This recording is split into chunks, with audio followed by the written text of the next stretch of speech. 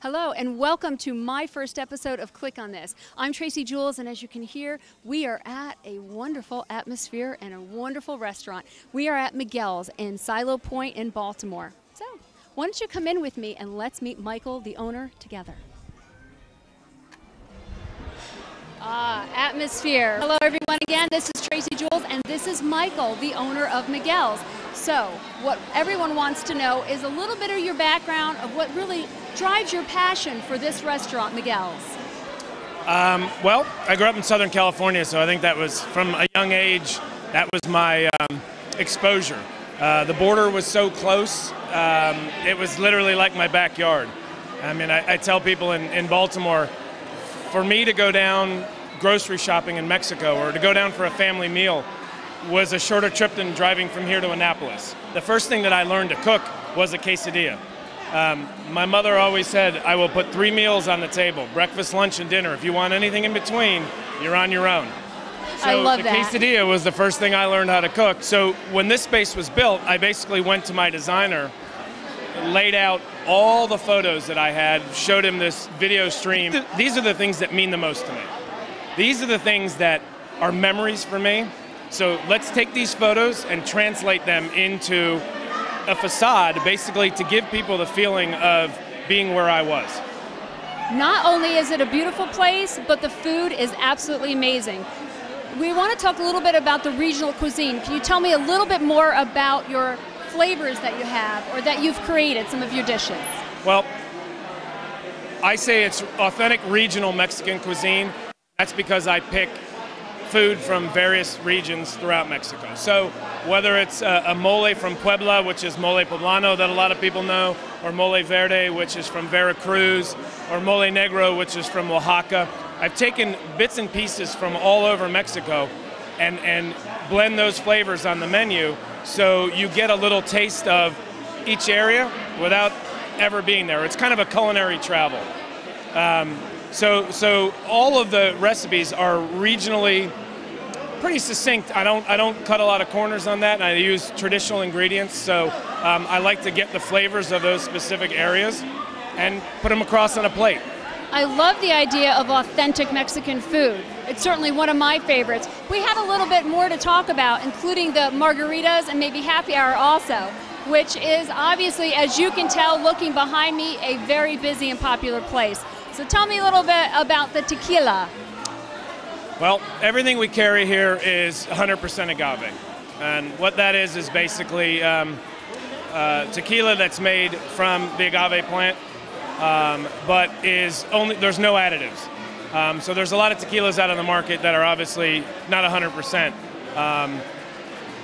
Everything that I carry, because of my passion for tequila, is 100% agave. Everything we make our margaritas with, we make our margarita mix from scratch. We use fresh lime juice. We make our own simple syrup.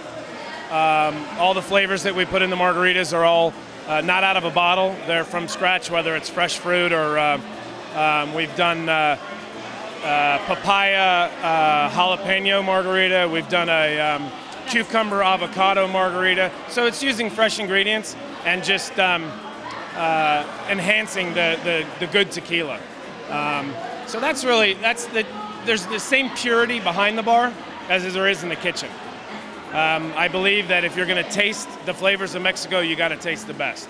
And let's talk a little bit about the decor. Now, we talked about that briefly. If you could tell us more about your inspiration. I noticed that you have a lot of murals up that show the Day of the Dead.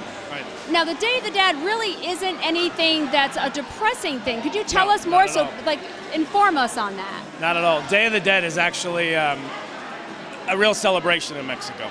It's a 3-day celebration that falls at the beginning of November. And basically what it is a celebration of those that have passed.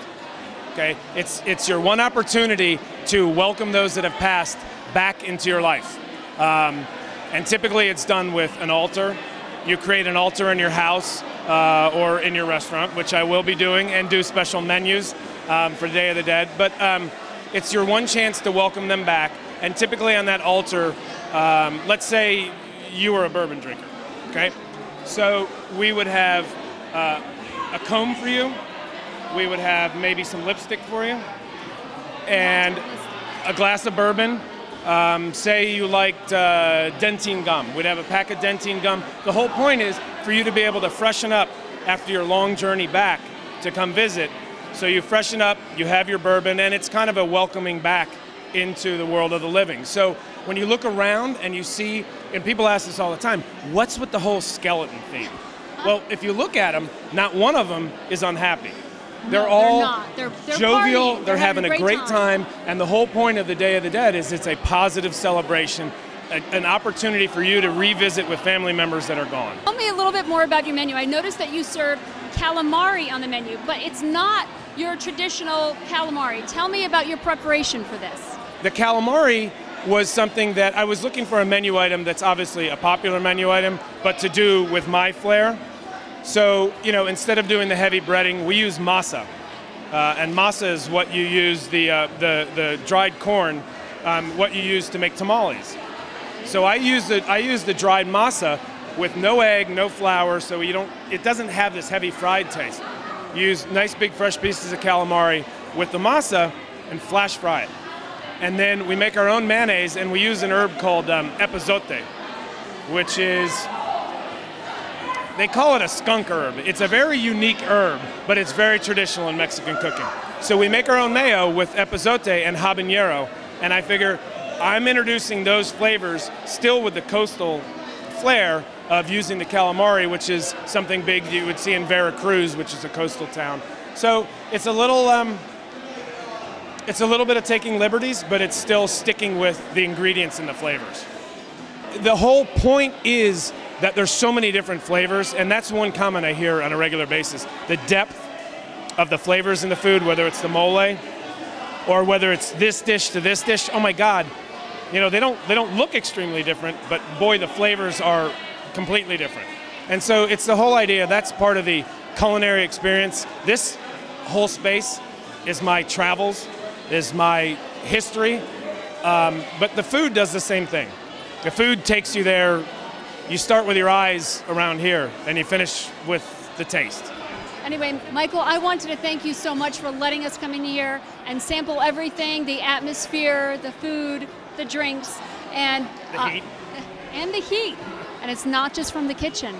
I got to see his tattoo. Anyway, this is Tracy Jules, and thank you so much for being at my very first Click on This. And I look forward to seeing you again soon. Thanks.